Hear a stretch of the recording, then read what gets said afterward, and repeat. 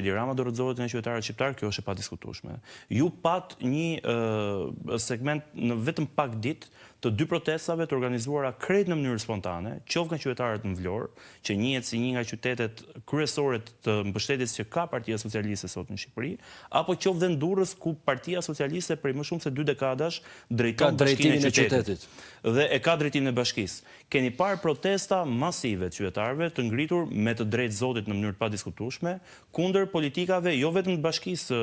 këtyre dy qyteteve respektive, por të kryeministrit, me tallën që është bërë, me vjedhjen që është bërë qytetarëve dhe me batërdi që i bëhet taksave të qytetarëve çdo ditë. Dhe kjo energji, ky reagim qytetar, ky nerv qytetar, unë ta garantoj sa vjen dhe shtohet dhe do të shtohet. Bazuar edhe në ato që pritet të ndodhin dhe në shpalosjen e plotë qoftë të dosjes së Akshit,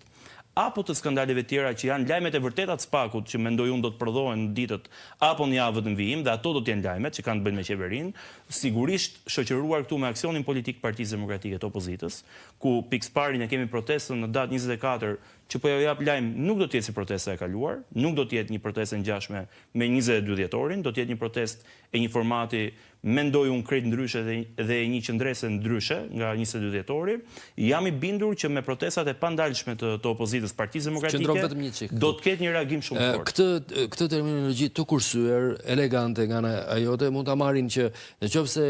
protesta e fundit ishte me karakter regjizorial dhe artistik, të kisha thënë unë, me shumë fjalime edhe me shumë pamje televizive të mirë organizuara nga një pamje artistike, do të jetë ndryshe.